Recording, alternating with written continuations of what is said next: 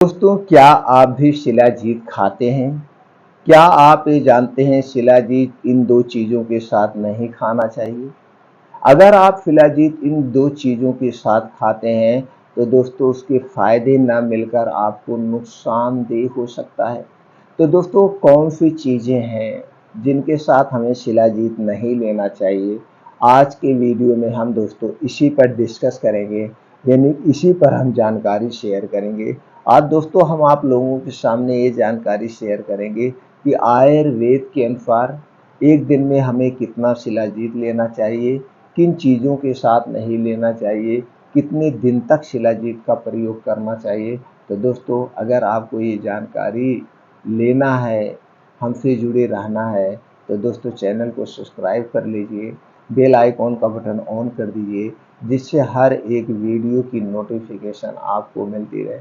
तो चलिए दोस्तों सबसे पहले जान लेते हैं शिलाजीत के फ़ायदे के बारे में। अगर आप नहीं जानते तो इसके फ़ायदे क्या-क्या हैं? दोस्तों मर्दों की सेक्स पावर को बूस्ट करने में सबसे अहम रोल अदा करता है। दूसरा है दिमाग को यह तेज बनाता है, हार्मोन और इम्यूनिटी सिस्टम को नियंत्रित करता है, शरीर के दर्द को दूर करता है और शरीर को शक्तिशाली बनाता है। शरीर की रोग प्रतिरोधक क्षमता को बढ़ाता है, जिससे हमारा शरीर स्वस्थ और निरोगी बना रहता है। डायबिटीज को नियंत्रित करने में मदद करता है, जोड़ों के दर्द से राहत दिलाता है, जिससे आप दोस्तों स्ट्रॉन्ग बने रहते हैं। स्पर्म की कमी को दूर करता है, अस्थमा और एलर्जी से जुड़ी समस्याओं से राहत दिलाता है, हड्डियों और मांसपेशियों को मजबूत बनाता है, शरीर की थकान व कमजोरी को दूर करता है और बढ़ती उम्र के लक्षण को कम करता है। यानी अगर ढलती उम्र में आपकी स्टेमिना पावर कम हो गई है तो स्टेमिना पावर को भी ये बढ़ाता है शिलाजीत। बस इसे आयुर्वेदिक तरीके से खाना आप जान लीजिए। तो दोस्तों अगर हम इसके खाने की बात करें तो शिलाजीत का 1 ग्राम का कैप्सूल आता है, 500 मिलीग्राम में आता है, 250 मिलीग्राम में कैप्सूल आता है। तो दोस्तों किसी अच्छी ब्रांड का आपको लेना है शिलाजीत कैप्सूल। शिलाजीत तो दोस्तों पहाड़ों पे पाया जाता है, लेकिन इसको प्रोसीजर करके बनाया जाता है। इसको अगर ऐसे खाएंगे तो हमारे लिए हानिकारक है, तो प्रोसीजर करके बनाया जाता है। तो जिस कंपनी पे आपको सबसे ज़्यादा ट्रस्ट हो उसी कंपनी का आप ले सकते हैं। अगर आप 500 मिलीग्राम का कैप्सूल ले रहे हैं तो 500 मिलीग्राम के कैप्सूल को सुबह शाम लेना है। सुबह शाम खाना खाने के 1 से 1.5 घंटे के बाद दूध के साथ लेना है। किसके साथ लेना है? दूध के साथ। जब आप इसे दूध के साथ देंगे तभी इसके पूर्ण रूप से फायदे मिलते हैं, अन्यथा नहीं मिलते हैं। तो दोस्तों ये जानते हैं कितना दिन तक हम ले सकते हैं? दोस्तों कम से कम 7 दिन तक, ज़्यादा से ज़्यादा 48 दिन तक। 48 दिन से 49 या 55वें दिन नहीं लेना है। अगर फिर आप लेना चाहते हैं कंटिन्यू तो बीच में आपको 1 से 1.5 महीने इसे छोड़ना पड़ेगा। इसके बाद आप फिर दोबारा ले सकते हैं। तो दोस्तों 250 मिलीग्राम का सुबह शाम ले सकते हैं, 500 मिलीग्राम का सुबह शाम ले सकते हैं। अगर 1 ग्राम का ले रहे हैं तो सिर्फ एक बार, यानी कि एक दिन में हमें 1 ग्राम ही लेना चाहिए, इससे ज़्यादा मात्रा में नहीं लेना चाहिए। ये आपको ध्यान देना है। दूसरी चीज़, जब आप शिलाजीत का प्रयोग करें उस समय आपको वर्कआउट बढ़ा देना चाहिए, यानी अपने शरीर की एक्टिविटी को बढ़ा देना चाहिए। जैसे अगर आप जिम जा रहे हैं तो जिम करिए, अगर आप रोज डेली रनिंग का काम कर रहे हैं तो रनिंग का काम करिए। अगर आप कुछ नहीं कर रहे हैं तो आपको कुछ करना पड़ेगा, तभी इसके पूर्ण रूप से फायदा मिलेगा। तो इसके लिए सबसे उचित होगा मित्रों, आप सुबह 5 बजे उठ जाइए किसी भी कीमत पर। 5 बजे उठने के बाद 5 से 7 या 2 घंटे जम के क्या करना है? मॉर्निंग वॉक 5-6 किलोमीटर चाहे मॉर्निंग वॉक करिए। अगर आप युवा हैं तो दौड़ लगाइए। मॉर्निंग वॉक की चाल कैसे होगी? 1 सेकंड में 1 कदम, 1 मिनट में 60 से 70 कदम। 2 कदमों का जो डिस्टेंस होगा वो 1 मीटर का डिस्टेंस होगा। इस हिसाब से जब आप चलेंगे तो आपके जो दिल की धड़कन है नॉर्मल से 10 गुना तेज होगी। और दोस्तों इसी हिसाब से 5 से 6 किलोमीटर का मॉर्निंग वॉक करना है। हो सके तो जहाँ मिट्टी हो, हरी घास हो, उस पे नंगे पाँव करिए। नंगे पाँव मॉर्निंग वॉक करने के अलग ही बेनिफिट आपको मिलते हैं।